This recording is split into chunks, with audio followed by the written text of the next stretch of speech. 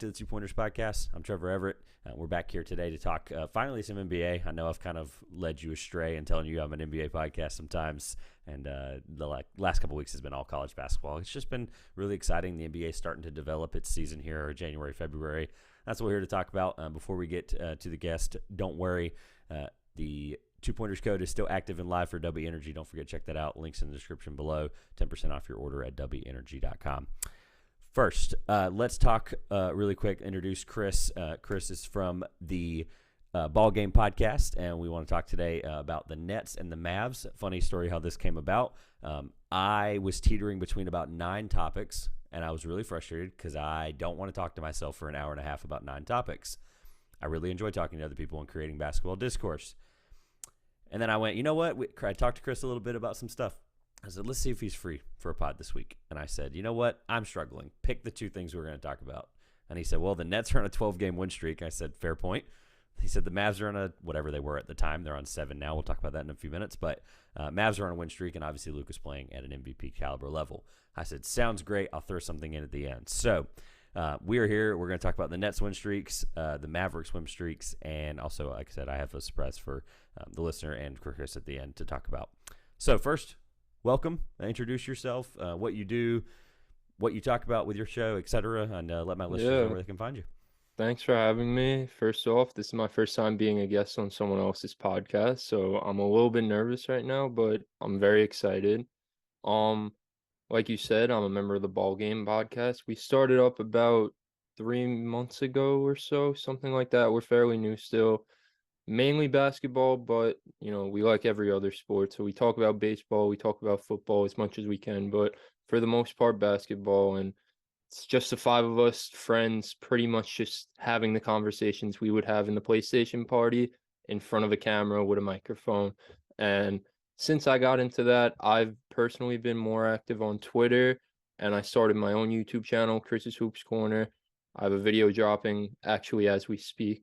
I reacted to NBA hot takes, so go give that a look. And that's really it. Just chilling. First of all, for my listeners here, no reason to be nervous because at the end of the day, I always tell people this who I talk to, whether it's first time or whether it's the 60th time on this show. I've been doing this for 2 years now, and at the end of the day, if I'm talking basketball, like I don't do it for a living yet. Hopefully, that's the goal, right? But I don't do it for a living yet, so I have no reason to be nervous, right? That's what I look at it as. It's like, I'm just talking with a friend, hopefully, and chatting it up about some basketball. It doesn't hurt anything, right? So, really intrigued to see I like the growth in 3 months. I've definitely enjoyed the show. I told you I have been watching as best as I can. I think YouTube is a really important piece of it. That's why I'm glad that you guys out the gate was like, hey, we're going to post this stuff visually. I think people need to see that, especially the format you guys do. You do it in like an open room together, almost table style. And I really like seeing the diversity there versus I'm kind of at the whim of by myself here. So I'm obviously on a Zoom call with you. So not exactly advantageous sometimes, but I enjoy what you guys do. Everything will be linked below for your personal stuff as well as all of the total podcast feed as well will be down there. So with the Nets, let's just dive right into it with the basketball. So with the Nets, obviously you brought this up. So they're obviously on the longer win streak as of yesterday. Unfortunately, they lost to the Bulls last night. But shout out my Bulls. Shout out to the Bulls because they are like 9-1 against like the top 3 teams in the East this year, which just whatever. That aside, right? And shout out to the Bulls.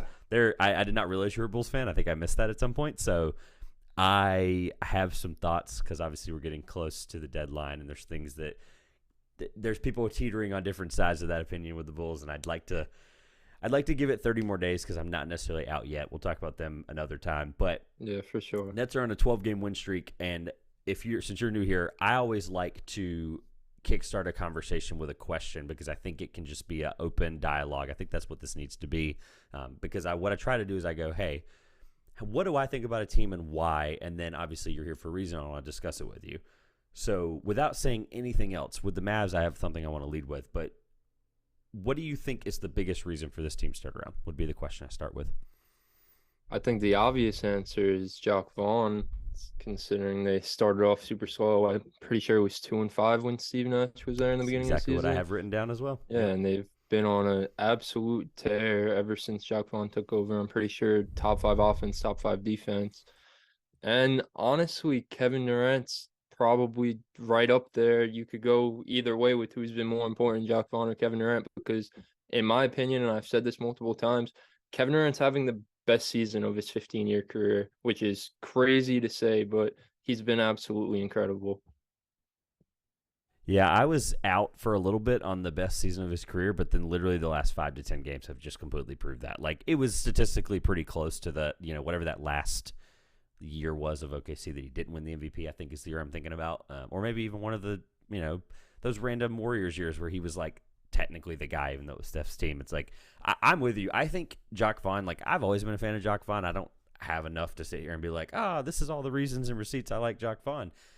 I would accredit it to the fact that, regardless if we're going to get 5 months of Kyrie Irving, we can talk about that in a few minutes, but whether we're getting 5 normal months with Kyrie, this is something that Kevin Durant hasn't done in a long time, and I think the Achilles injury is so important to think about because he is essentially right now the exception to an Achilles rule about the sustainability and about how that injury can derail people's careers, honestly, for the majority of basketball history. So do you think this is sustainable? Whether it's Kevin Durant's play, I absolutely do think it's sustainable. So preseason, the Nets were actually my pick to come out of the East. Ironically enough, preseason, both the teams we're going to talk about were my picks to play each other in the finals. Actually, I had the Nets and the Mavericks playing each other in the finals. But yeah, I think this is absolutely sustainable. I think Kevin Durant has proven for 15 years now that this is who he is. Like, and the biggest thing for Kevin Durant, in my opinion, has what makes this his greatest season of his career has been the defensive end. I think this is arguably his greatest defensive season he's had. He's been incredible as a shot blocker. And a lot of the questions in the offseason about the Nets were on that side of the ball. And he's kind of taken the initiative and been a plus on that end. And obviously the emergence of Nick Claxton, but he's been arguably their best defender. And I think that goes to show Kevin Durant's leadership. So I think it's absolutely sustainable. I don't think Kevin Durant will go out there and say it, but I think he really has something to prove, considering everyone says all that stuff about the rings with Golden State. So I think he's really trying to prove a statement this season, and it's showing in the win column right now for them. Yeah, there's some stuff that kind of jumps off the page that I wanted to kind of go through with him and them as a team, but he's shooting 63% from 2, which is nothing like we should be shocked by. That's Kevin Durant type stuff in an MVP type season. But 12% of his shots only are coming at the rim. So he's just that's the only hesitation I would have with the efficiency. Is just, obviously he's not a get to the rim guy. That's not like his bread and butter, but can he do it? 100%. We know that. He's an Hall of Famer, and I think he just passed someone, I don't remember who it was now, for 14th all time in scoring, which just think about that number out loud. There are only 13 people in NBA history with more points than Kevin Durant right now. Like, I guess we just have to continue to realize every single year, if he's healthy, he's playing, he's going to continue his stance as a top, whatever, small forward all time and all that stuff. That's a different debate. But we're seeing that level of yes, I think this can be sustainable. I think and I figured you were going to be on one end or the other. You were going to think it was sustainable or not. But then I like you threw that nugget in. Hey, this is what I thought preseason. Obviously you had to take consideration Steve Nash was probably going to be fired. It was an assumption at that point. Right. I mean, at that point, it was either your superstar's pissed off for 6.5 months or Steve Nash is gone within 7 games, 8 games, 10 games, whatever, and he was fired after 7 games. So, sustainably enough, sure. The MVP thing is so tough because I'm fighting tooth and nail. I'm trying not to do this. I'm trying not to I like the MVP. I love talking about it. At any point in the season, I think it's fun to 10 games in to be like, oh, who's the MVP right now? It's I think it's fun. I think it's all just normal basketball talk. But I'm trying to be really careful because I think I want a full sample size from all of these guys, and I have some thoughts and ideas for some midseason stuff. So I think it's right now, if I had to give you, he would probably be in the top 3, but I think it's just because he's the reason that win streak is so sustainable. Like, that win streak is what really opened my eyes. Not that they couldn't do it. I have the teams that they played in front of me. The whole argument for the first 6-7 games was they were playing cupcakes. And then they went on a streak where, if you didn't realize, some of the teams, and for the listeners especially, they went a win against Golden State towards the end of the streak, win versus, this was both at home, Golden State, Milwaukee, and then they went to Cleveland, and then at Atlanta, they won that by 1. That was a close game, and then they beat Charlotte. That was the last 5 of the win streak before, and then San Antonio before they lost to Chicago last night. So, you started off with teams like Charlotte, Atlanta, Indiana, Washington, Toronto, Detroit. So, maybe Indiana, Atlanta are the 2 teams I'd even be okay, cool, fine. They started a win streak off, fine. But their last loss before the win streak was against Boston, and it was a blowout. So, I just want to see them do this in. I'm not going to say February because you know how the All-Star break is, right? Guys will do the All-Star break or whatever, and then they'll see their seating position, and they'll be like, okay, fine, whatever. And then they'll kind of almost just lazily walk through March. It's kind of frustrating. So I want to see this team do this consistently against a little bit better competition, which they do have a stretch of tough teams coming up right before the All-Star break. So I'm not worried. I think it's all valid in that point. That's definitely a great point. They definitely had an easier end of their schedule, but I think that's what a team like this needed to kind of get going. And I mean, Bingo. when you talk about a win streak and if it's sustainable, I always make sure I mention this when I talk about it. Obviously, if I'm saying it's sustainable, I don't mean they're never going to lose again. Obviously, like it's an 82 game season. No one's going 82-0. Obviously, yeah, you're good. I think this is exactly what this team needed to gain some momentum. I mean, you got two guys, Kevin Durant and Kyrie Irving, playing at arguably all-star starter level, all-NBA level. You have Nick Claxton playing at an all-defensive level, and then you have all the guys around them who are contributing in their own way. So I think it showed this team their recipe for what they need to do to win games. So now it's just about, like you said, taking that recipe and applying it when you're playing against these upper teams, the Bostons, the Milwaukees, the Denvers, all those guys. Yeah, so I wanted to you kind of mentioned it earlier about the efficient, just like how good their offense and defense has been. I have questions about the defense, but again, it boils down to like, let's see what they do against a couple of top tier playoff teams, and if they have a defensive good showing, then I'm going to be more convinced. I just hesitate on the personnel there a little bit more than anything. It's not a big hesitation, but it is a hesitation. But their offense, this is a stat that blew my mind that I figured they were in this upper echelon, but I didn't realize where they were efficiently. In terms of NBA University has a statistic, or it's technically B-Ball Index, but I got this through NBA University. The most efficient half-court offenses in the league, and obviously they're not a run-gun team. Like, they're going to get the ball into their spots, run the right plays, and you're seeing that with Jack Vaughn. We've made that a point already. Top five tied Portland and Philly at 1.011, and then you have Sacramento. No surprise there. They deserve to be up there. They've been an unbelievable offense. Tough loss last night against Atlanta at home. I was up late anyway, so I was like, why not watch the Kings play? Because that's the best time to watch them, when they're the only team on, and you don't have to flip. But Sacramento 1.042, Boston 1.045. All usual suspects. All suspects we probably assume this season should be there, right? Right.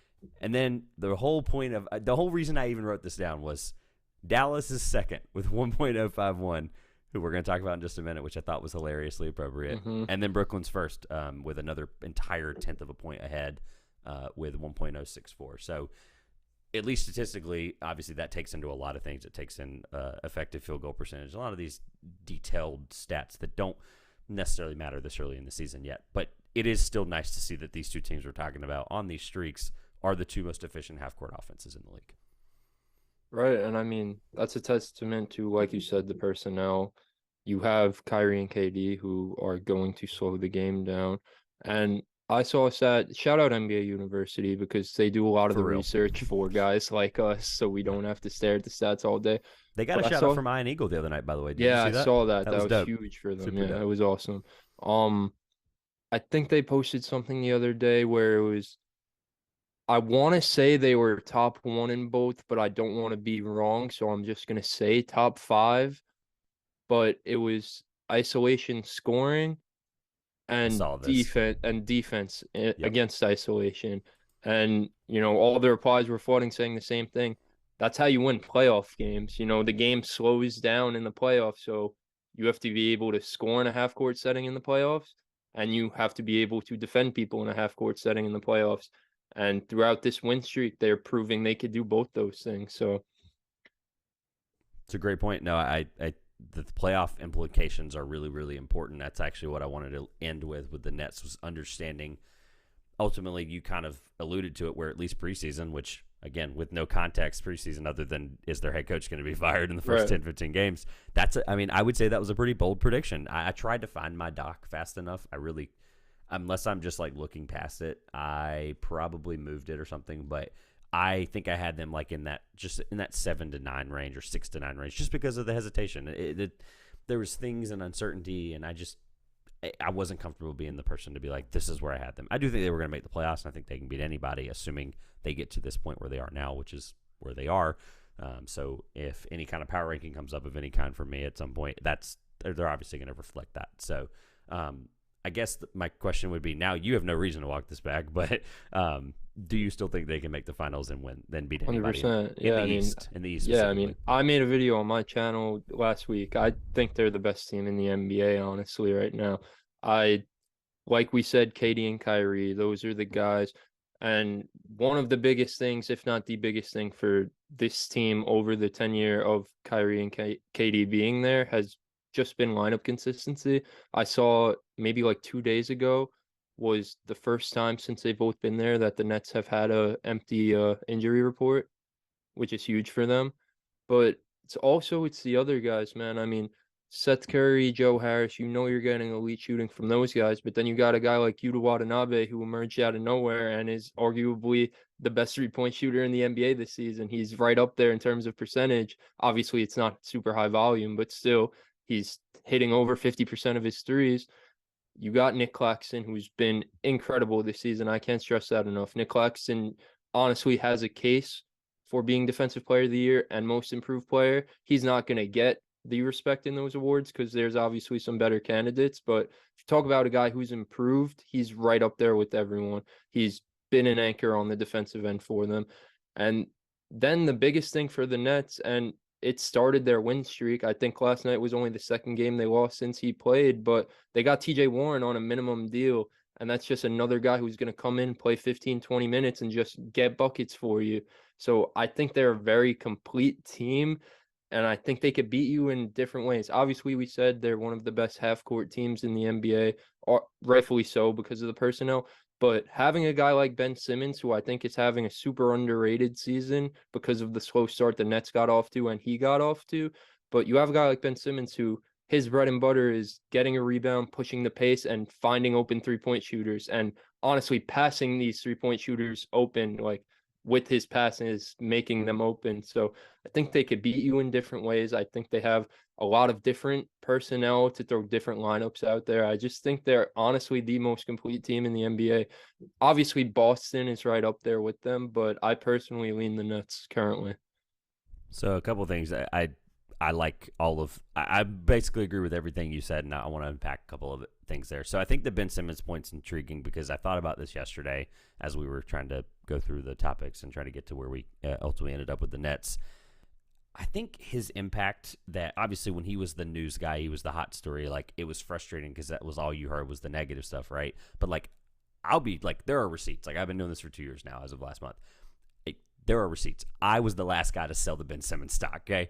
I held on for way too long. Should have sold it 6 months before. I regret giving up on the guy, basically. But long story short, I think he's like 90% back to where he was. I really do. Now, granted, he was an all-NBA defender at that time, whatever, which I think he is now. I think he's starting to get the touch at the rim, things like that. But from everything I've seen, I think he is a big, big, big difference maker, and I don't think it's getting appreciated enough. So I'm glad you said that. Obviously, he's one of the few guys that are playmakers of that level that can pass guys open. Like that's just, it is what it is. When you have a guy like Kevin Durant and Kyrie Irving, just get them the ball and get out of the way. Like they're going to miss eventually, right? And I actually wanted to tie that to the miss eventually point because I didn't even I had some stuff in front of me, but like some of these numbers, like they're going to come down, but where they level themselves out, we're about the 30, 40 game mark where I think, close to 40, whatever, right? But we're going to start seeing some of these teams that are hot. Like I expected the Kings fall off, and they're second in points per game right now. But the Nets are like first in almost, or top 5 in almost every standard offensive category. So, and they're built to do that. And lastly, I will just say, shout out to TJ Warren. That's the one thing NC State on my desk I could find. I'm a Raleigh guy, so thank you for that. That's actually pretty crazy. I'm deserves every bit of credit. I'm almost I don't want to say die hard because I'm not from there, but I'm a really big UNC fan. Yeah. So I see the you guys got it's right there behind you. You guys got a huge win last night, though. Shout out to you guys. I was there. It was unbelievable. I literally went because A, it was free, and B, that was hard to turn down, right? And then I was like, you know what? There's some killer talent out there NBA draft-wise, and I'm starting to do the draft a lot earlier this year. Official big board's out January 1st already, so check it out on TwoPointersPodcast.com. Free plug. I don't normally do that. That was weird. And then I also wrote an entire article about the 8 guys or 7 guys that I saw on both sides that impressed me or didn't, and just kind of, I mean, the fact that I came up with 7, and I probably could have kept going. That's the crazy thing. Like, I mean, Proctor, Whitehead, I'm blanking now. Filipowski, obviously, Derek Lively. Those were the 4 I covered for Duke, and then I hit on all the guys that had great games for State because obviously I think they deserve some of the credit. They're not going to get drafted, but it is what it is. So great, TJ Warren is the whole point there. Shout out to TJ Warren. For sure. I think he's been a huge reason for their offensive success, especially off the bench. For sure. All right. I think it's time to talk about Luka, and I want to address something up front with Luka because I think this conversation is really important. First of all, I've been, like I said, I've been doing this 2 years. I've really enjoyed it, and I think for the most part, the support has been positive. But doing the Yesterday in the NBA series, you're going to reach random people at random times because of the way the algorithms work. If for some reason the guy on YouTube is listening right now from YouTube Shorts, who basically tried to race bait me, you should delete your YouTube account. You should just get off the internet. The way I worded the Donovan Mitchell 71-point game thing, it's 60 seconds. I have like 4.5 seconds a team when they all play to talk about them. Like, I couldn't include like an adjective that I wanted to about Donovan Mitchell's game. Like, it was insane. Let's be transparent. I have not addressed it publicly on a show, Chris, for what it's worth. I haven't addressed really the offensive boom in general. This is kind of the first time I've had a chance to do it. So I just want to get that out of the way. Donovan Mitchell deserves every bit of credit as Luka Doncic does. People can clip that. They can aggregate it. I don't care. So anyway, now that that's out of the way, I want to get to the Mavericks. I'm going to read you a couple of things stats-wise, and then that's the question I want to leave with the Mavs because I am intrigued by them. I'd like that you like the Nets, obviously, and I could tell that there was a you believe in it factor. I'll just be real with you. I'm on the opposite end with the Mavs, so I want to just start with that. I want to be very transparent that this will be a fun conversation. So Luka, obviously, insane stats for those who for some reason aren't keeping up. 34.5 points per game. He leads the league in that category. I wanted to get the context of where these are. 8.9 assists. He's 4th in the league in that. I think assist totals or per games are down historically because normally there's a handful of guys above 9 and then everybody else, if there's 10 plus, are in the top 5. But not discrediting it in any way. 8.9 assists per game is 4th. He's 21st in rebounds, 8.8 points or rebounds per game, which is just bonkers. 25, top 25 in the league. 50, 36, 74 splits, and 32 PER, which is really, really good for a guy of his usage. The point that I wanted to make was just kind of understanding what he's done and how it's part of, obviously, we've talked about an offensive boom in the league. He is averaging 3.6 turnovers per game as their lead ball handler, which is the lowest of his career based on the fact that he has a 38.4% usage percentage. And that's what we're going to talk about for a second, is the usage percentage. He also, by the way, fun fact, this has nothing to do with what I'm talking about, but it is important. He leads the league in assist percentage. And assist percentage is intriguing because when people hear it, I don't think they understand fully what it means. It's percentage of teammate field goals that were assisted when he's on the floor actively. So, yeah, sure, that probably on the surface sounds about right, but he is almost assisting 50% of his team's total volume shots. So the question I have for you, is this level of play sustainable? It's very similar to the Nets, but how do you feel about the team around him based on the fact we know he can do this stuff at a high usage rate? All right, so I've gotten into this a few times already because one of the co-hosts on my podcast is strongly against the Mavericks. In terms of sustainability, like I said, they're obviously going to lose a game at some point.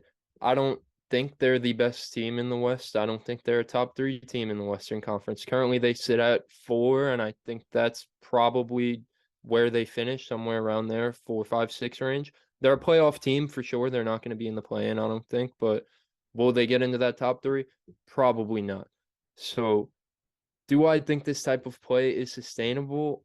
I really do believe so. So I'll get into it. When the Mavs struggled in the beginning of the season, I said there were 3 things that were wrong with the Mavericks. The first and obvious one was no one on the team can make a shot.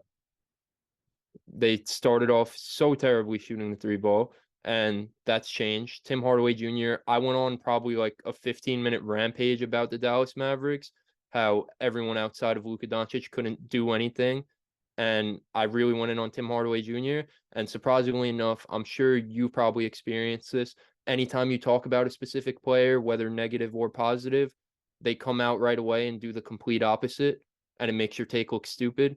The second thing was, at that time, this was like a month and a half ago, 2 months ago, early on in the season, the Luka Doncic, Spencer Dinwiddie minutes were net negative, and those, I don't have it right in front of me. I couldn't tell you if it has been a positive as of right now, but just from the eye test and just from watching, It's they've not good been still, better. is my opinion. They've been better, but it's still, Right, I yeah, don't know either. 100%, 100%. They've been better. And then the last thing was Christian Wood getting more burn. And I think that's been the biggest thing. I think Christian Wood's been a revelation for this team. He's obviously Luka's insane play is the biggest reason he's been incredible, especially since Christmas. But over this win streak, Christian Wood has been incredible, and not just on the offensive side of the ball. It's been defensively for me personally. We all knew Christian Wood could put the ball in the basket, but can Christian Wood be a plus defender? And that's what he's showing over this win streak. And also, they're doing this without Maxi Kleber, who probably is done for the season. I'm pretty sure he has a torn hamstring, so sucks Maxi Kleber, prayers to him. But they're also doing it without Dorian Finney-Smith and also without Josh Green, who are huge rotational pieces for this team. So I think getting those guys back whenever they do come back is only going to help this team. And in terms of the Luka Doncic usage thing, because that's what turns everyone off from the Mavericks, the heliocentrism, it's never won a title before. Other than maybe 2011 for them, but right, that would be the only example in the last 30 I can give you right now, which is yeah, but it was different. It wasn't like Dirk was bringing the ball way up worse of a league, I will say. Right, the league yeah, was for way sure. worse in Yeah. 2011 than it is now. I Yeah, think that's not but debate, but I just really think Luka Doncic is that good that he's the exception. He's LeBron-esque, where he could take a team of just shooters by himself like LeBron did in 2018. Granted, it was a much weaker Eastern Conference than what Luka's going against in the Western Conference right now. But I think Luka is that good where he could just carry a team of three-point shooters, and if they're making shots, the sky's the limit. So that's where I stand. So I like the point about like there's some stuff there. Like I think the West may be a little worse than we think. I think it's also attributing, my opinion wise, to injuries, where I'm maybe thinking of a team right now as not contributing and like 2 weeks ago we thought the Jazz were going to be a top 6 seed. Like that was just a normal thing that NBA everybody thought, right? And obviously now they're 10th at 19 and 21. The Mavs are, like you mentioned, the West thing. I'm kind of like on the fence there because they're 16 and 6. They have the third best record against the conference. So they're beating the bad teams. Like they're beating the Rockets every time they play them, the Spurs, the Thunder. Like they're pretty much winning all those games. So I want to play a little game. Before we do that, let me be clear about the usage percentage thing. I am just not a fan of it because I'm an NBA historian first than anything, and I think it does dictate. Obviously, eras are different. It's a super important conversation for all-time player rankings and team rankings and yada yada yada, all the stuff that we do in the offseason when we're bored. It's also really important to understand the context of how the game's grown and understanding that how his usage percentage is being portrayed is obviously not positive. You address that. Like people just don't like it because he's got the ball all the time, whatever. I mean, I think at one point 3 weeks ago, like just before Christmas, he ended up having the ball like 26% of his team's total time on the floor. Okay, fine. Like if they're winning games, we're seeing that. Like that's okay.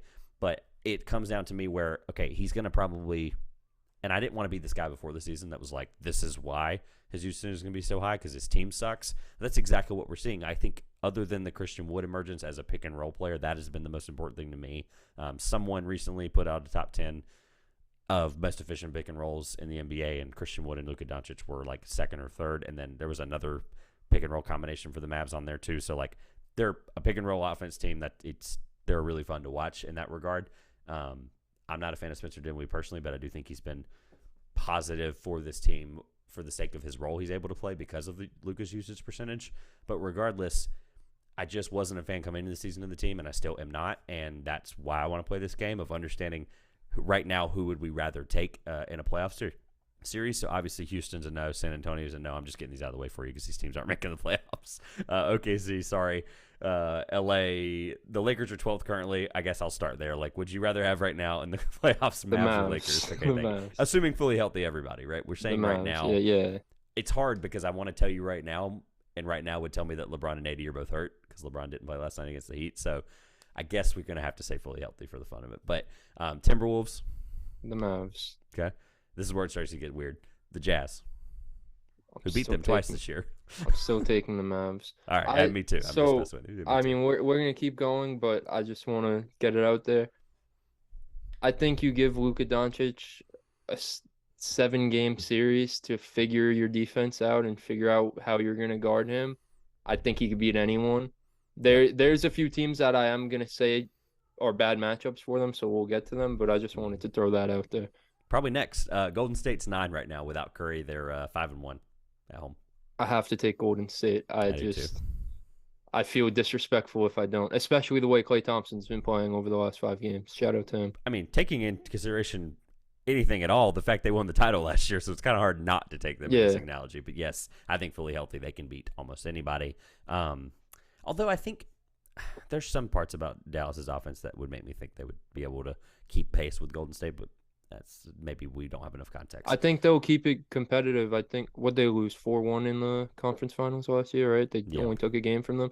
I think having Christian Wood gives it kind of contributes to the Warriors like weaknesses. It forces them to play a certain way. Right. So Phoenix, I'm taking the Mavs.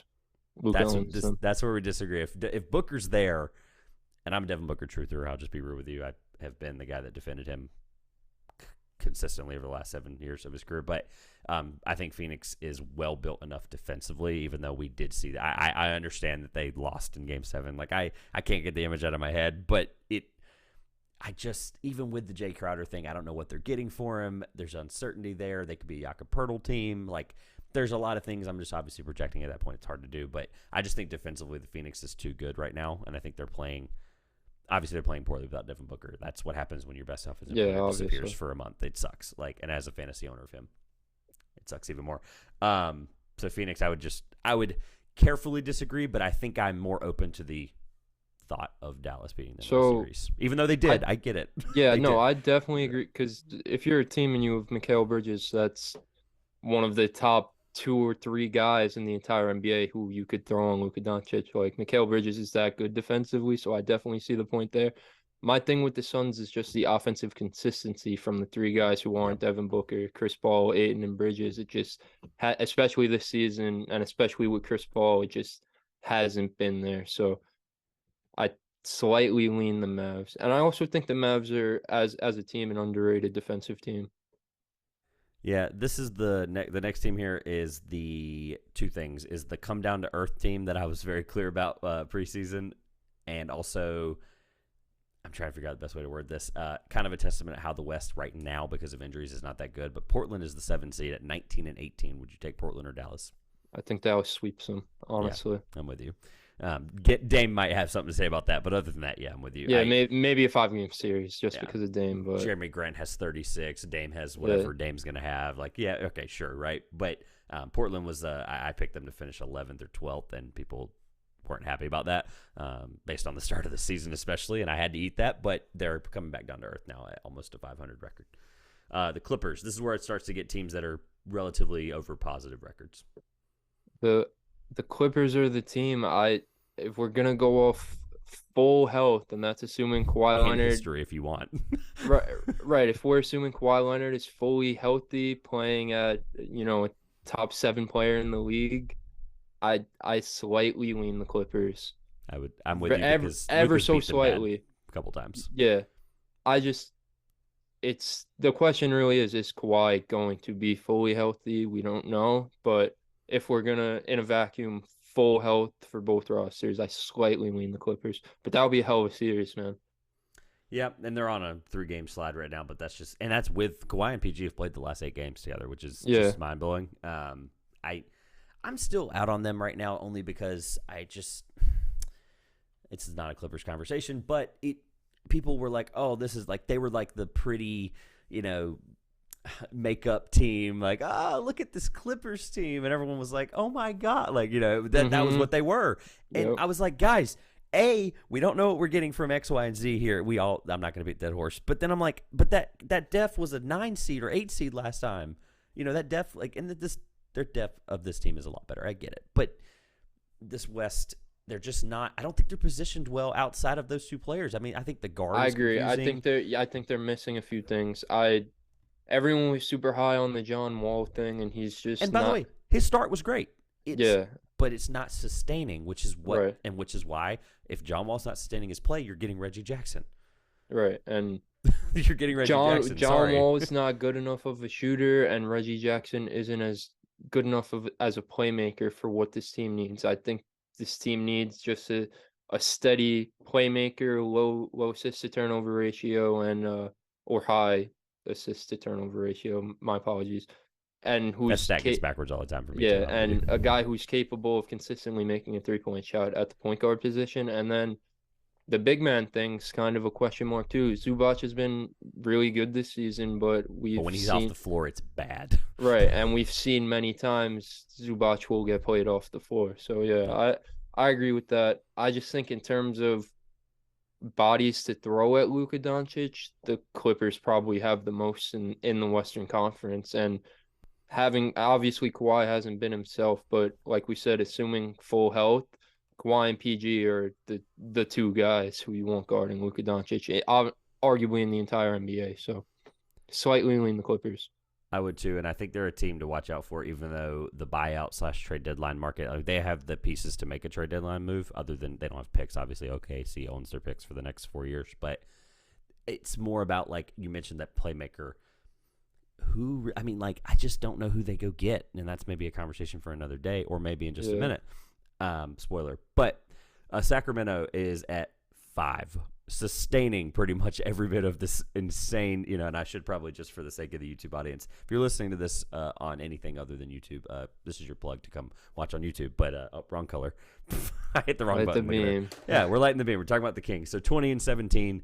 Would you right now, and I know this is wild, the Kings have not been in a playoff series since we were probably here. I don't know how you are. So I think I was 7 the last time the Kings were in a playoff When was the last series. time they were in the playoffs? 2005.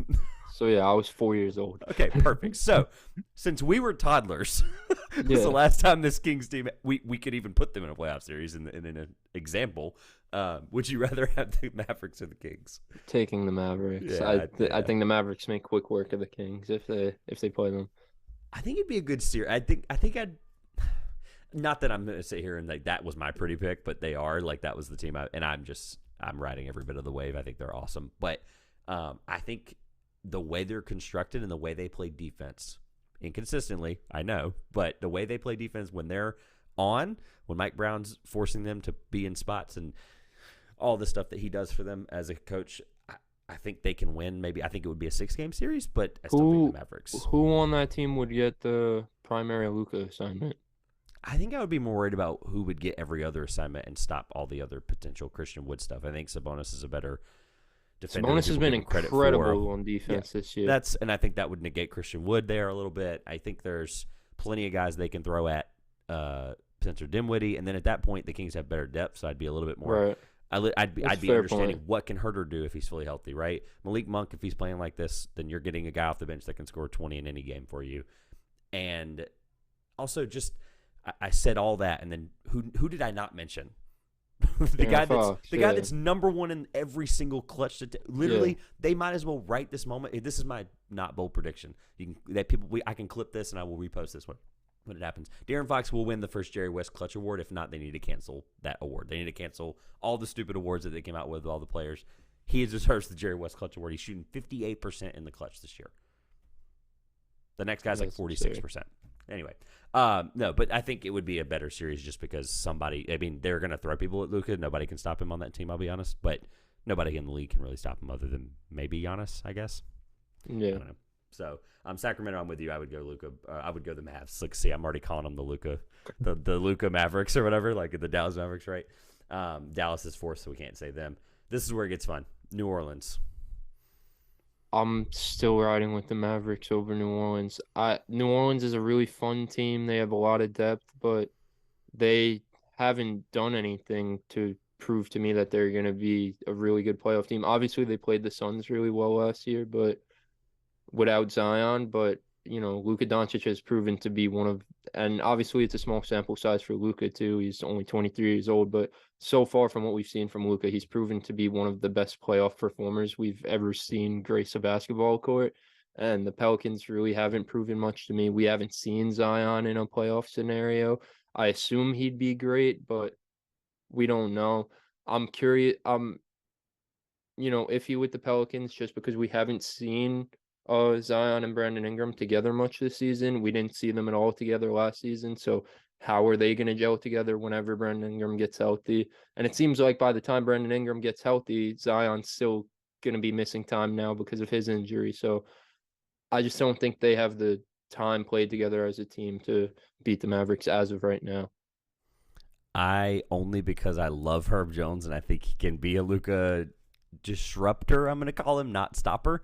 No, I think they're defensively, I think they're built to beat the Mavs. I think they will probably play each other in a playoff series. And right now in a 7-game really close series, I would probably take the Pelicans just because if Dallas is playing well like they are right now, then obviously we know what they can do. They can beat just about anybody. And by the way, I have no idea who they've beaten this last 7 games. I know they've played the Rockets twice, I will say. I was going to say it's kind of the same thing as the Nets. So it was pretty similar, I figured. Yeah. So funny conversation. It was like, hey, well, we're going to talk about 2 teams that are on win streaks, but why? And that's why we're here, right? The last 2, Memphis. This one's the hard one. This is like the one I would struggle the most with for sure. Yeah, all right. And I've thought about this week. That's why I brought this game up. Yeah, give me a second. Is Denver an easier answer for you? Is that like a thing to think about right now? Would you take Denver? I think the Mavericks beat Denver. Okay. So then think about the Grizzlies because I want to talk about Denver. Yeah, we'll get into that. Give me the Mavs, but like ever so slightly, like they win in Game 7 on a Luka buzzer beater.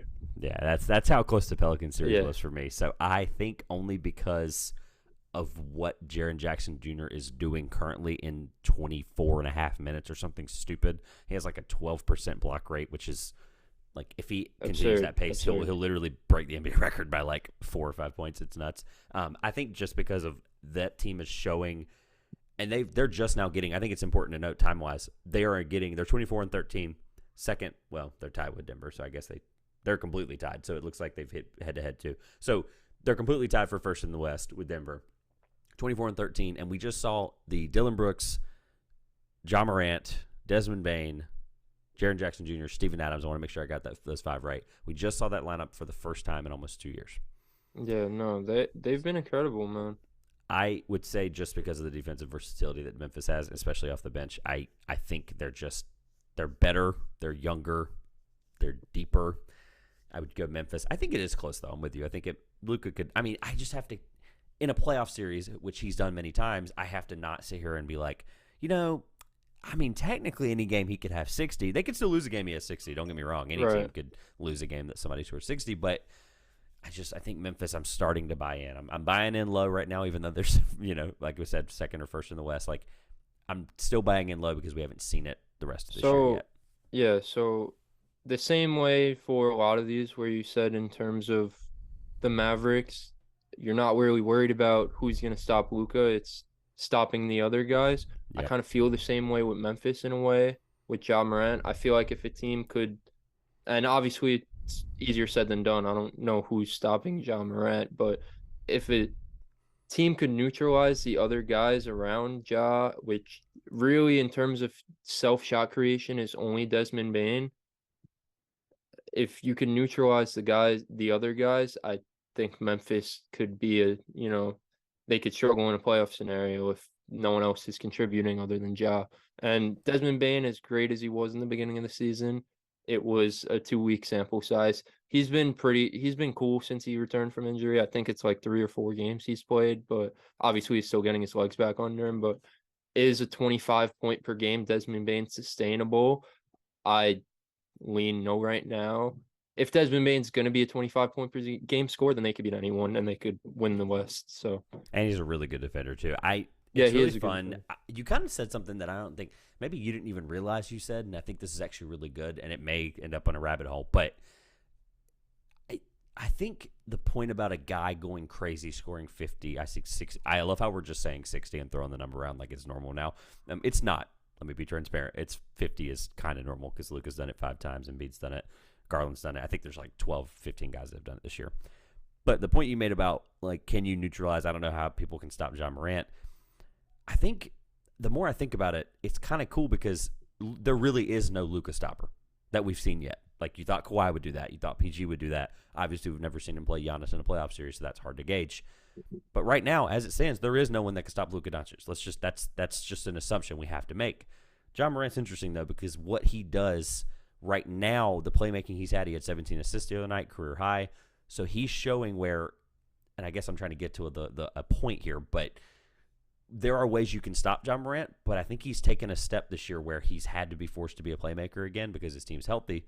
I mean, when they weren't healthy, he had to score everything, and obviously they went 20-2 or whatever it was when he was out last year, but I think we're seeing John Morant be a guy that can still be completely impactful on the floor, which is one of the biggest things I look at when it comes to draft stuff. Not saying he wasn't a top 2 or 3 pick, but that is really important when he was drafted, is like, if John Morant's not scoring 25 for me, what is he doing for me? And right now we're seeing unbelievable playmaking. The defense is always going to be something I go back and forth on with him, but regardless, we're seeing a guy that can be impactful outside of what he's doing on with the ball in his hands at the rim, etc. Does that make sense? Did that come out right? Sure. Yeah, I was making sure that came out right, because I think Luka, I think it was more of your point of Luka is what he's going to be. Like, we're just going to get 30, 15, and 10, and we're just going to have to be okay with that every single game. Right. It is what it is. Anything else on Memphis before we do Denver? Because Denver's fun, and I have 2 things I want to get to for sure. Oh, no, that's really it for Memphis. Shout out to them, though. They have, 24 and 30. Honestly, I keep forgetting that they're just winning games. I just sometimes miss it. I don't care to watch them on League Pass all the time because they're good. They have more. Yeah, I was about to say I haven't nearly watched as much of them as I should. Well, and my thing, they're just getting healthy, so I'm going to watch them more now. But they're also a team that has more ESPN games the second half of the year and stuff, so it's just easier to watch them for the general public. I think the general public will start to buy in a little bit more soon. Now, my prima donna team, the team I picked to win the West, so that's why I want to have this conversation. You mentioned already, that's why I had time to think about it and understand the thought process, but right now I would take Denver in a playoff series against literally anyone except for maybe Milwaukee. Boston, I don't know. I just don't know down the stretch what they're going to do. Whatever, there's a lot more points there, but I right now would take Denver against just about anybody. Jokic, I actually hope you used my 3-time MVP tweet. If you didn't, it's not a big deal. I did. Okay, I was going to ask earlier. This is a good time to do it. Slide it in. Like, hey, by the way. And by the way, just a bunch of people started replying like, hey, like, I can't believe, like, I just think it needs to be said now so that when it's being said in a couple months, that I don't want to be the guy right or first about it. I want to be the guy that was like, here's why for the whole season when nobody, other than the voters, were watching in November, right? Like, this is the most.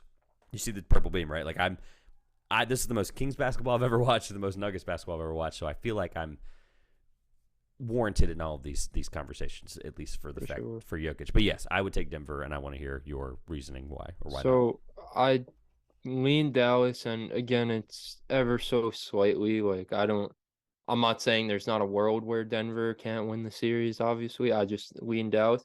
I think there's. And obviously, for honestly every team in the West, probably aside from the Warriors, maybe there's a clear blueprint and a clear blueprint in how to beat them and how to exploit their weaknesses. And I think for Denver, it's the perimeter defense. And yes, they've improved in that regard. Getting a guy like Bruce Brown, getting KCP in there, Christian Braun, who I absolutely love. Christian Braun, I think he should be getting more minutes for them, but that's a conversation for another day. But I think when you have Jokic, MPJ, and Jamal Murray on the floor, there's a matchup who can be exploited. So, and I think the Mavericks have guys who can exploit those matchups. Obviously, Luka Doncic is the best in the world, arguably, when he gets a switch on him due to the pick and roll. Spencer Dinwiddie, Jokic isn't a bad defender by any stretch of the means. I want to throw that out there. I don't think Jokic is a bad defender. I think he's very good in terms of positionally being a defender and being in the right spot. But if you're asking Jokic to guard a guard in a switch, then he's going to get cooked majority of the time. Like, that's just how it is. He can't keep up. And, that doesn't take away from how great he is. I still think he's phenomenal. You'll see in my video when you watch it, I agreed with you. I think he's the MVP right now, but I think there's a way to beat them. And I think in a 7-game series, like I said, Luka Doncic is, if you give him 7 games to figure you out and what you're doing defensively, he will figure it out and he will beat you. And I think the Mavericks' strengths play into Denver's weaknesses a little bit. And you could say, I'm sure you're going to come on and say the reverse, because who the hell on Dallas is guarding Nikola Jokic? Christian would have a very rough time guarding Nikola Jokic. So it could go either way, but curious to see what you have to say about Denver. So teams recently, especially the Kings, did this when they played them back to back. Love when teams get to play each other back to back non-division games. Have you noticed that, like, any difference in there? Like, I thought it was really cool when they made the decision, and then I was like, well, let me see how it plays out, where a team will play a team back to back like this. Sometimes even back to back nights. Sometimes there's a gap. So Sacramento, obviously, that was the kind of the game that kickstarted the MVP conversation recently for Jokic on any level. But Sacramento said, you know what? Game one, he's not scoring. That's not happening. Like, that is going to be the thing that we do. He scores 20. He has like 14 assists, and he has 12 and a half rebounds, or 12, 13 rebounds. I said 12 and a half, like I'm thinking about betting right now. Whatever. 12 rebounds. And so he impacts, obviously, on every level of offense. That's not what I'm here to talk about, right? And then the next game, they're like, you know what? Let's change up our defensive strategy, throw something else at him, see what happens, right? And they just let him do what he needs to do and try to stop everyone else around them, and the Kings lost by 12. So when there is a strategy to, I think the Kings won the first, the Nuggets won the first game by 3. So there is a strategy there where if you want to stop Jokic, and you made the point, you said that you think Dallas has the personnel to be able to do that personally. I don't think, and it's less about do I think Dallas can't do it, which I don't, but I think it's right now the way, and this might be early season syndrome. You can call it that if you want. But I think right now, if the playoffs started, I don't think any team's in a position, and obviously the playoffs aren't going to start today, but I don't think any team's right now in a position to stop Denver because of the versatility Aaron Gordon is giving them, where literally if Aaron Gordon's off the floor, who, by the way, is having sneaky all-star because of how crap the forwards are in the West after you get the first 3. We'll talk about that in a second. But just sneaky, good there for Aaron Gordon, obviously best season of his career outside of Orlando. And then you take him off the floor, and you're getting basically the same player, minus a little bit worse shooting, and Bruce Brown, like you mentioned. So you're getting defensive switchability. You're getting versatility on both sides of the ball. Athleticism, plays off cuts, what Jokic can do. Like, those 45 cuts are unbelievable. He can find anybody in any spot. I think obviously it would be an offensive battle. It would be Luka versus, I don't think at that point, I think the team that wins will average 130 at that point. I guess would be my point. But I just think that, and I preached it all year, preached it all offseason, that Denver's depth is too good right now, and we're seeing it. And I made that prediction before it happened because I believed in KCP, right? I believe in Bruce Brown. I believe in Aaron Gordon.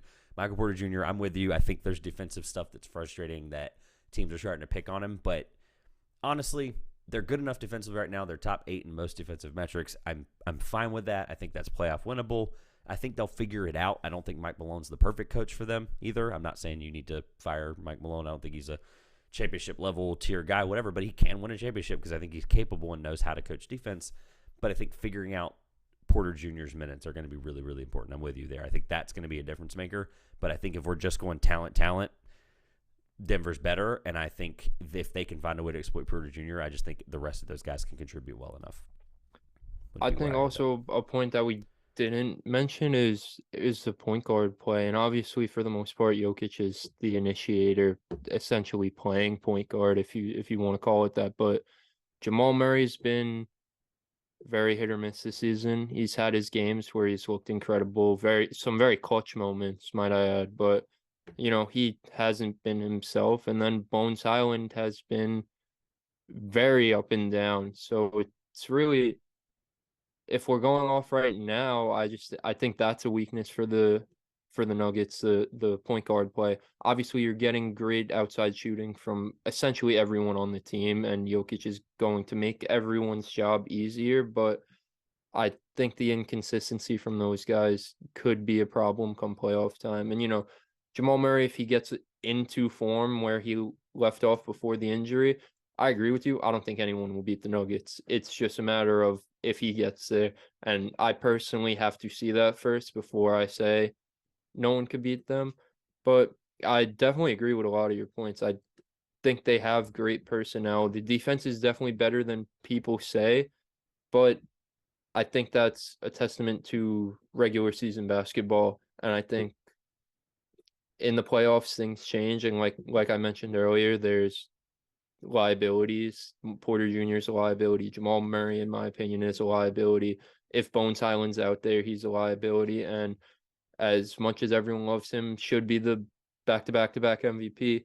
Jokic, if he ends up getting switched on to a guard, is a liability. And a game that specifically stood out to me was, I don't know, maybe 2.5 weeks ago, something like that. The game that Anthony Davis got hurt when they played the Lakers was a very back and forth game.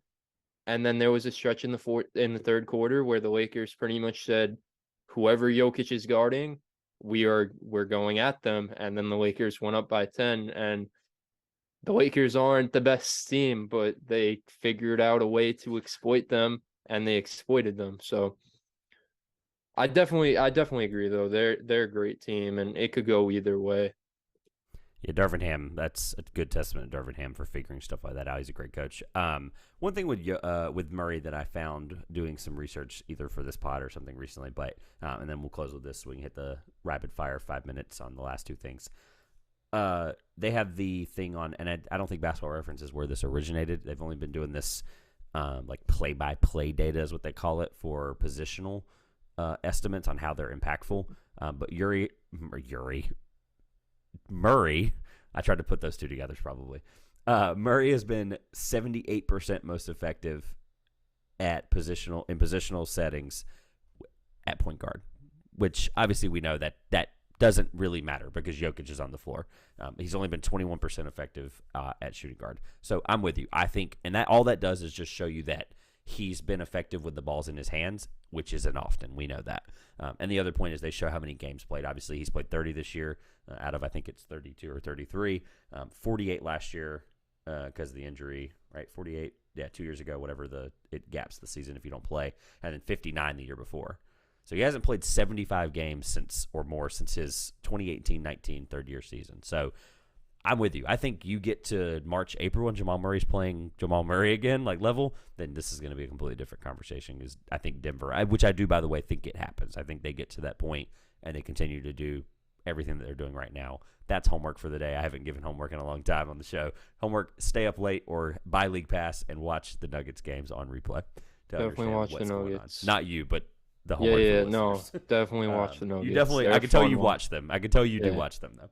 All right, let's rapid fire. We've been about 50 minutes or so here. Not that is, I want to try to keep you to the time I want to keep you on. But anything else about the Mavericks before we roll?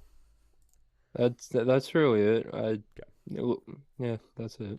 All right. I think we got everything out. We feel good about them. Ultimately, by the way, the whole point I brought up the game, I wanted to end with this. The whole point I brought the game up is currently as it's constructed, and obviously we're only 30, 40-ish games in the season, getting close to half. But as of right now, you would have them as I think this playoff series matchup-wise, I think they would be the second or third best team for you. So I think that, and that's about where they are. They're third or fourth. So I wanted to play the game to see if they would fall a little lower, and ultimately they ended up where they should be. I'm a little lower on them than you are, but that's what I knew. I knew that coming into this, that I'm lower on them than most people, period. So. Yeah, my thing with them, real quick before we transition, is just, like I said, and like I'm sure everyone knows, I really firmly believe that Luka Doncic is that good that no matter where they finish in seeding, no matter where people rank them in terms of how good they are in the Western Conference, Luka Doncic is that good that for a playoff run, he could do some magical stuff, average near a 40-point triple-double for playoffs, and that'll be enough to take them to the finals. So, yep, I don't disagree with that. So, my thing I have for you, I have two more things, and one of them I told you about for the listeners for context. One of them I told, and we're going to save that for the end. I told you about 30 minutes before recording for a validated reason. I'll tell you why in a minute. The first thing I want to hit really quick for just having it on record, because we're less than, I think what's today's date? The 5th. We're a little over 30 days from the trade deadline.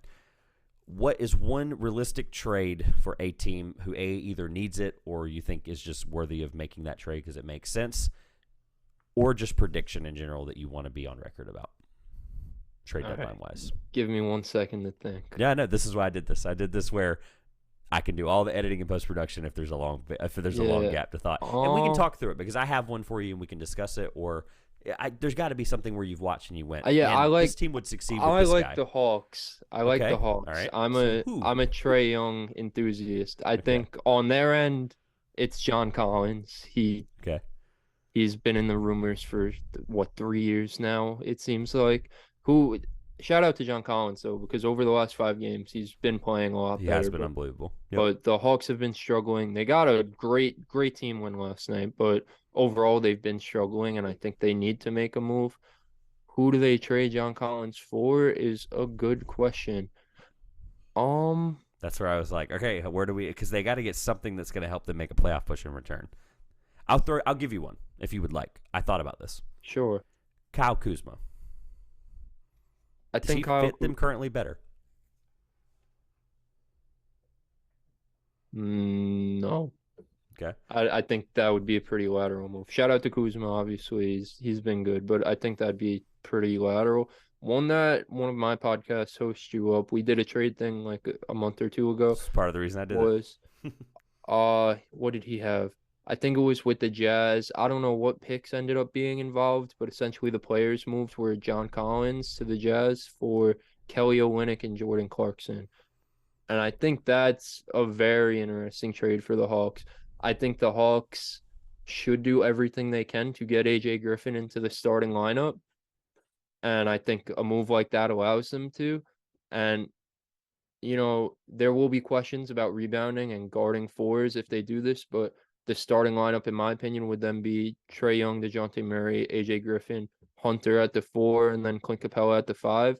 And then you have a bench unit with Aaron Holiday, you have Bogdan Still. Now you have Jordan Clarkson in there too to just come in and get buckets. You have Kelly Olynyk, who you could play alongside Capella. You could play alongside Okongwu, or you could play Olynyk at the 5, and it just gives them a look that they didn't have before. I think Olynyk's a much better shooter than John Collins, and I think that's what they were lacking, a 4 who could really stretch the floor consistently. And then, like I said, Jordan Clarkson comes in there, and that's just another guy who could come in and get them buckets. So I think that'd be an interesting trade. I like it. I don't have one outside of, and I'll give it to you, and then we can talk about it quickly and keep rolling. But I think I tweeted it. Somebody had asked about some trade stuff, and I was like, you know what? This is one that's important. I think the Nuggets are a Jakob Poeltl team because their trade exception is literally almost down to the 10,000 equivalent. Yeah. So, like, the trade exception covers the money for them. They have a couple of picks. They're not great picks, but they're picks. And then I think they could probably move off of somebody down the. I'm not a Zeke Naji guy by any stretch. He's been good for Denver, but I think that would be worth getting Jakob Poeltl, who would be an exceptional. We mentioned the Dallas Maverick thing a minute ago. It would be a rim presence that they just don't have. DeAndre Jordan's not playing, obviously, and Jokic is, like you said, a positionally a good defender. But I think Jakob Poeltl is the perfect team with Denver. Think if they get Jakob Poeltl, they'd be able to play Jakob alongside Jokic for stretches? Absolutely, and I think because Poeltl can stretch it at least to 15-ish feet, right. As well as also I think he's a really underrated passer. Not that you need him to do that, but I think he would. He is a very good passer. The ball would keep moving. The ball would not sit, and I think it's also really important to think that if that's entirely just for your rim protection, then I think you win because you're literally not giving up anything other than a pick that you wouldn't value anyway. Yeah, because on our podcast 2 weeks ago, we did one fatal flaw for every team. And what I said for the Nuggets was, and I don't know how many, there's only one guy who comes to mind real quick off the bat, but my thing for the Nuggets was someone who could protect the rim, but also play alongside Jokic. And the ideal guy is Jared Vanderbilt. That's the perfect guy. And ironically enough, he was a Denver Nugget at one point, I'm pretty sure. He was, unfortunately. Yeah, so and I just don't see that Utah values him probably too much. Yeah, no, I don't think they do that trade, but that's just a guy in that mode. I don't really know how many guys there are who could protect the rim, but also be a stretch 4. Not really many, but no, and that's why I think Poeltl was important because he can be defensive. He is built to be a rim protector, and San Antonio wants a first, and they want to lose. I mean, they haven't showed that sometimes, but they do want to lose, I think, San Antonio. Yeah, so no, that'd definitely help. Anything other than DeAndre Jordan at the backup center would be an improvement. All right, one last piece on the trade deadline that is important. I mentioned the Kyle Kuzma thing. I'm going to hold it up for the YouTube audience. Shout out to NBA Swap app. You can't see it probably. It's not going to focus because of the color. Yeah. But John Collins, Kyle Kuzma, that is red, which in the NBA Swap app is very clear, not good. The Washington Wizards are hard capped, and they are going to be taking on $20 million more than they should be. So that deal is complicated, although I do think Kyle Kuzma gets moved, which was the point I was making. So yeah, I could definitely see Kuzma getting moved. I think the Suns are in play for Kuzma. I think the Bucks could be in play for Kuzma. And a sleeper team that I don't know how realistic it is. I think the Timberwolves could be in play for a Kyle Kuzma. I think the Timberwolves would benefit from a Kyle Kuzma. Obviously, Kyle Anderson's cool. I love Kyle Anderson. My friends all call me Kyle Anderson because I play basketball in slow motion. So we're kind of the same guy. But I think Kyle Kuzma could do what Kyle Anderson does for the Timberwolves, but even better. So yeah. I don't I know like what the that trade one. would look like, but I don't either, and I would love to go through it more, but I want to make sure we get to the last piece yeah, here. But I will say I like it, and I think I'm going to stew on it, and I'll play around with the NBA Swap app tonight when I'm editing the show here, because I think that one's fun. Wow, Devin Vassell. I hate to do this live, but Devin Vassell's going to have knee surgery next week, so that sucks. But that's San terrible. Antonio wants him. They want to lose, so probably interesting timing. But anyway, no, I like the piece about Minnesota because new owner syndrome should not. I call it new owner syndrome, where a new owner and a new GM comes in and tries to make moves that are rash and harsh, and their guys, et cetera, et cetera. That's how they got Rudy Gobert. But I think if they want to try to make a push to not seem like the poster child of a bad trade, I do think that would be a good move because Kyle Kuzma is a winning player right now. So I think I like that one. I think I'm going to play with it more. I'll DM you a screenshot of what that trade would look like. At least, sure. Contractually. I don't know how much. Yeah. I don't know how much fairness at that point. I had to play around with the value of what people are worth. So, all right, really quick, let's hit at the end. There's really not there's debate here, but I think it's just we're still far enough away from it. I just wanted to see who your all-star starters was. That's the last piece for the listeners and the viewers. Wanted to just touch base, 5 minutes or less, hit these really quick because I think for the most part there is some debate at some of these positions, especially in the more loaded sections like the West guards. But I do think that, based on play, I think we're going to agree on a lot of them. And also based on the last hour, I think we've chatted. So I'm going to make sure I put mine now. But go ahead with your West front court would be where I want to start. Jokic is obviously a shoo-in. Bingo. No We're just gonna. How about question this? I'll go with who I agree with, and we can whatever. Yeah. So I agree with you on think Jokic. LeBron's a shoo-in at this point. Bingo. I think that LeBron spot would have been Anthony Davis had Anthony Davis not got injured. I think if they're both injured, I think Larry Markkinen would get it. That would be the point I would make. When I first did it, the day they came out, I did Larry, kind of for TikTok's sake, but also for stop just being honest. But also because I think at the time he did deserve it. So good. Keep going. And then the other one has to be Zion, I think. Bingo. That's why I wanted to start with that because I'm with you. Jokic, Zion, LeBron is who I had as well. Yeah. And West guards. Yeah, in terms of the guards, I think it's pretty obvious here too. I think it has to be Luka and Steph. I know Steph has missed time, but they're saying he could be back next week, so I think that gives him enough time before the votes go final to get some games played in and earn the spot. Obviously, there's a case for Shea, there's a case for Ja, but it's Steph Curry, 4-time champ we're talking about, who is off to arguably the hottest start to a season he's had in his career. So yeah, I'm honestly kind of surprised because Luka playing, the most of the games and having the season he's having, that and I pulled it up just to be right on making sure I had the correct order. You mentioned Steph's really high on the guards. He's number one in guards in the West in fan voting, 2.7 million. Luka's 4 million behind, or 400,000 behind him, 2.3 million.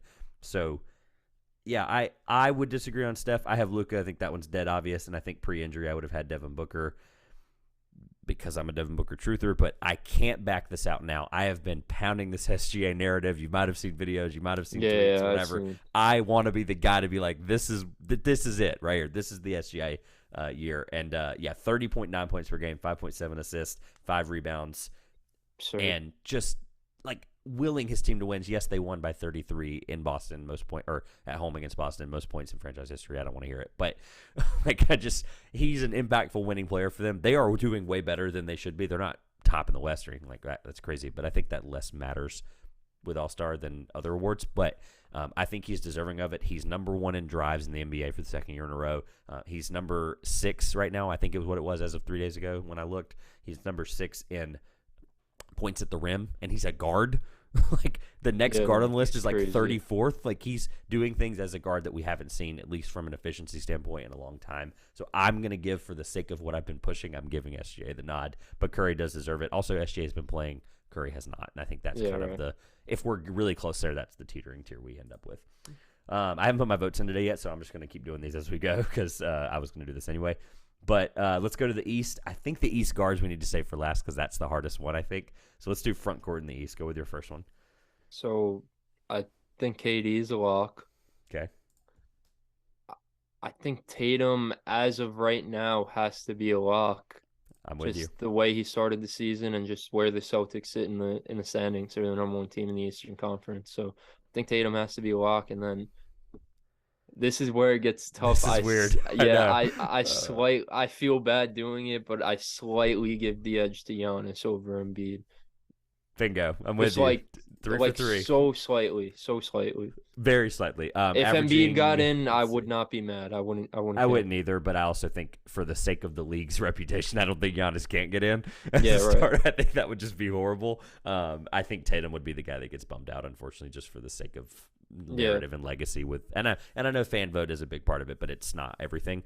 Embiid's averaging 33.5, but his inconsistencies have been so like he's had these great games, don't get me wrong. He's led them well when Harden wasn't there, but there's also other guys contributing really, really well for that period too. So I think Giannis has been the best player on his team, the leader, everything you need him to be statistically, whatever. We can talk about Giannis all day. I'm with you. Giannis, Tatum, Durant, at least if we're talking about the three, I think deserve it. But I think it's just so close. It's unbelievable. Like we're going to get flamed for not having him beat. It is what it is. Yeah. But we shouldn't be because it's fair criticism. Pascal Siakam would be the only guy I think next tier. I think at that point, the East, it drops off really hard. Like Embiid, Giannis, Tatum, Durant, those are the four. Siakam's been unbelievable. He's been playing at all-star level for sure. He will get in. Randall, a little bit better lately. Porzingis, Bam Adebayo, Jimmy Butler, Kyle Kuzma. It starts to really drop. Like I was Bogdanovich, going to Paolo. say, though. Paolo's probably going to get in as well. Yeah. I was going to say, when you talk about Siakam, I think Randall's – I hate to say it because all my friends are Knicks fans. We're from New York, and I'm a Bulls fan for whatever reason. So I have a little bit of a thing against the Knicks just because I have to hear about them all the time. But Julius Randle's been absolutely incredible. So I think when you talk about Pascal Siakam being in that next tier right below, I think Julius Randle is like right there with him. And it really doesn't matter because I think both of them get into the All-Star game probably. But Julius Randle's been incredible, man. Yeah, the fact that let's look like Kelly Oubre is one of the I think he's on the fourth row of this, which isn't exactly advantageous for the East. So, all right, let's do the guards because then we can get out of here. We've been here a little bit. Yeah. Obviously, I want to bring you back. We've got plenty to talk about. We'll definitely make sure you come back. So, East guards, go right ahead. I think Donovan Mitchell was a lock. I think he was a lock before 71. I'm just gonna say it. Yeah, 100%. I agree. And as of right now, before you say it, hold on. I want to ask this: who are you between, for the context of the listeners? Because you have Trae Young, Jaylen Brown, DeMar DeRozan, Kyrie Irving. 3. Okay, so who are the 3? So I'm like I said before, I'm the biggest Trae Young fan there. Maybe not the biggest, but I'm a huge Trae Young guy. Ever since I saw his first game at Oklahoma, like I fell in love with this guy. He's not in consideration for this. Perfect. So I'm just messing with you. Perfect. No, I'm with you. I go ahead. Yeah. He's definitely been better as of late, but the other guys have just been better. So I'm between Kyrie, Jaylen Brown, and Tyrese Halliburton. Oh, Those are the 3 guys I'm between. I think today I lean Kyrie just because he's been really, really good lately. And also, I got to think of how it's going to go.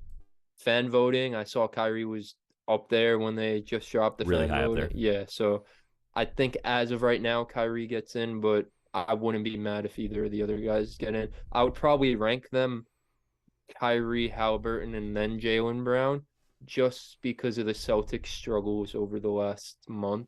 I moved Jaylen Brown down a little bit, but I think it could go anyway. I think when they've been good, though, he's been a huge part this year, obviously taking that jump and making it a big 2 officially for them. I would give it to Jaylen Brown just because of if we're all-star, obviously, it's what you value as an all-star at that point, and obviously defense doesn't matter in an all-star game until recently. So I just think what he's done for Boston has been super, super impactful. Kyrie's been an all-star before. I'm always going to lean towards the pretty first time, second time, third time kind of picks.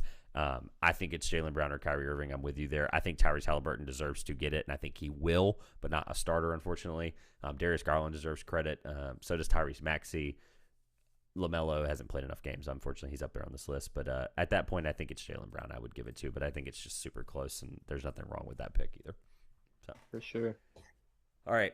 Thank you for your time, first of all. I want to make sure, just like at the beginning, you at the end have a chance to plug and make sure everybody knows where to find you, where to find your show, etc. So everything will also, before you say anything, will be linked right here below on any Spotify, Apple podcast platform, as well as YouTube. So go right ahead. Whatever you got to say, Yeah, whatever you want to, whatever. First, thank you for having me. This was super fun. I enjoyed this. Hopefully, we could do it again sometime.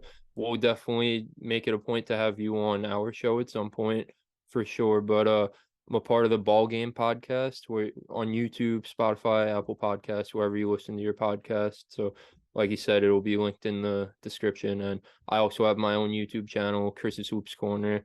Just once a week, I just pump out a video about whatever I feel like making a video about, pretty much, and that's how it goes. Awesome. Yeah, absolutely. You're welcome back whenever we have plenty of NBA to talk about the rest of this year. You got plenty of stuff to do here. So looking forward to having you back. And that would be awesome, trying to figure out how to have 5 guys in one room and 1 guy on a Zoom call. So, yeah, I'd love to come on. And obviously, logistically, yeah, we'll figure it out. We'll figure it out. Thank you again. Looking forward to next time. Thank you for listening. If you have not subscribed, liked, comment, everything below, please do so. Don't forget at TwoPointers on Twitter, as well as don't forget TwoPointers or link in the description for 10% off your Dubby Energy orders. This has been the TwoPointers Podcast. I'm Trevor Everett. We'll see you later.